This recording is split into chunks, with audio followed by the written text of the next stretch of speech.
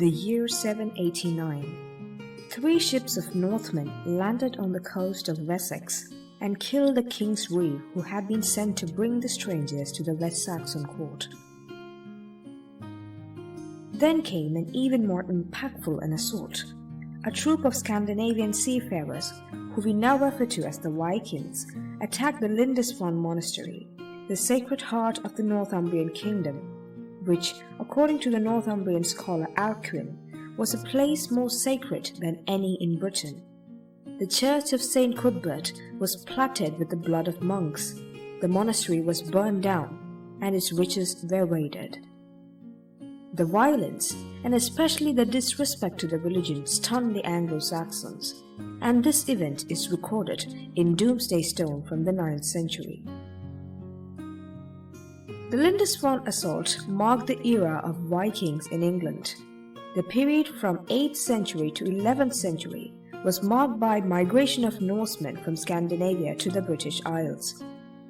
Raids by the Vikings became frequent after 800 AD, and these Norsemen, who spoke Old Norse and practiced Norse paganism, settled in large parts of what is now England.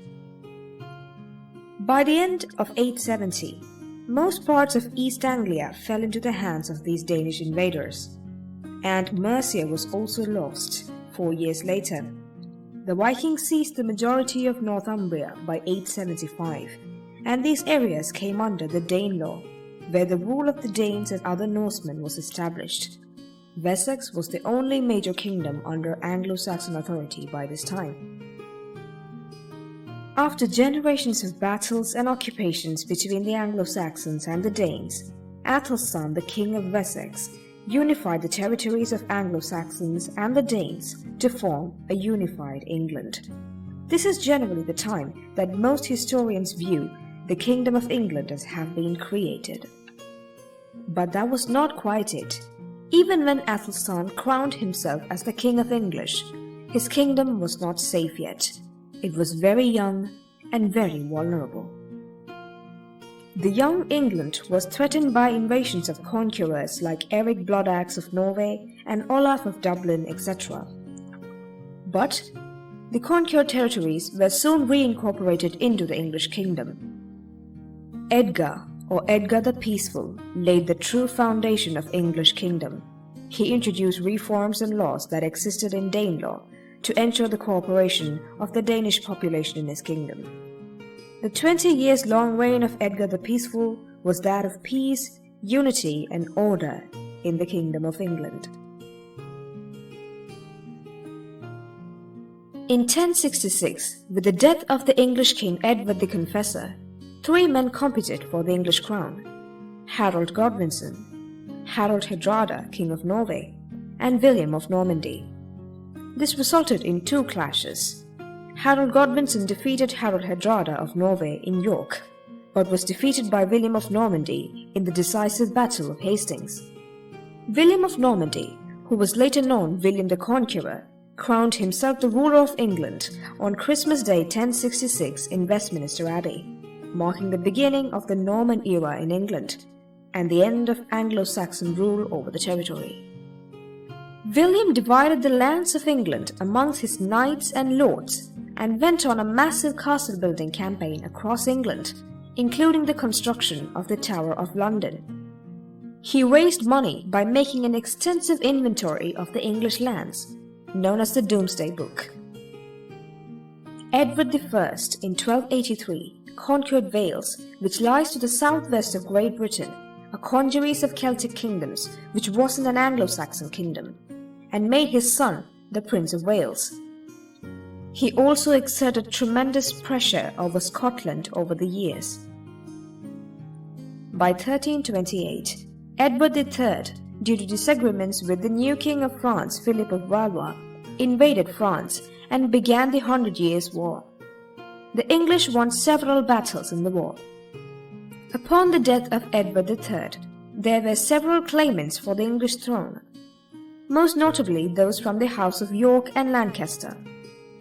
These tensions resulted in the War of Roses, and in 1485, Henry Tudor defeated Richard III in the Battle of Bosworth Field, and thus began the Tudor dynasty. Henry Tudor united England and Wales under one royal house. The Celtic traditional law of Wales was replaced by the English law by the Laws in Wales Act 1535 and 1542 during the reign of Henry VIII, and Wales was given representation in the English Westminster Parliament. He also declared himself the King of Ireland, although England only controlled the Pale region in the Irish island. The state was extremely wealthy under Henry VIII, and a navy was established under his reign. When Elizabeth I, the last Tudor monarch, ascended the throne, she strengthened the navy established by her father. Her reign is referred to as the Golden Age of England, with boosted exploration, trading and colonization. The Elizabethan age also represented the English Renaissance and intellectual revolution, and saw the flowering of poetry, music and literature in England. The Elizabethan age marked the birth of the British Empire.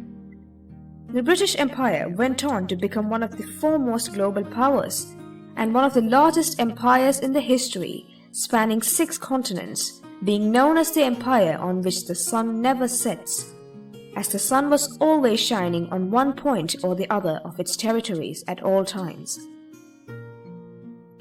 In 1603, Queen Elizabeth I died without an heir, and she wanted King James VI of Scotland, her closest male relative and a great-great-grandson of Henry Tudor, to become the next King of England.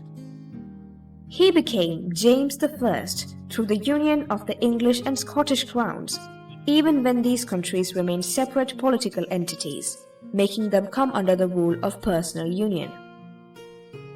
He was the first monarch to rule the entire Great British Island. During his reign, the British Empire established its first permanent colony outside Europe, in Jamestown in the Americas, later renamed Virginia after the Virgin Queen, Queen Elizabeth I.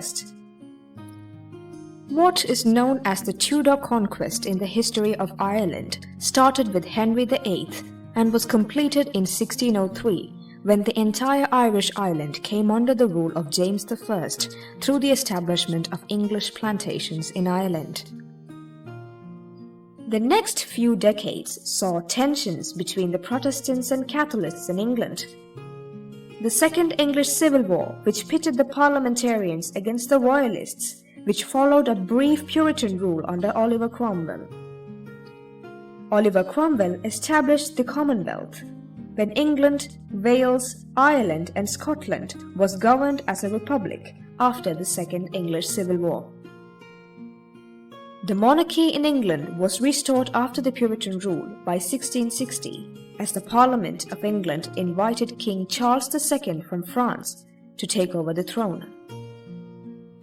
A second Acts of Union passed in 1707 united Scotland and England to form the United Kingdom of Great Britain. And a third Acts of Union, passed in 1800, incorporated the Kingdom of Ireland into the United Kingdom of Great Britain. There were tensions between the Unionists of the Ulster region, which is now Northern Ireland, and the Irish nationalist majority of the rest of Ireland. Support for Irish independence from Britain grew during the First World War, which eventually led to the Irish War of Independence from 1990 to 1921 against the British colonizers. Finally, in 1921, the government of the United Kingdom of Great Britain and Ireland, formed by the Acts of Union 1800, divided Ireland into Northern Ireland and Southern Ireland, 2 self-governing polities under the UK. And on 6 December 1922, the territory of Southern Ireland left the UK and became the Irish Free State, now the Republic of Ireland, and the Northern Ireland remained in the UK sovereign state. Thus, the British Isles were separated into the United Kingdom of Great Britain and Northern Ireland, and the Republic of Ireland.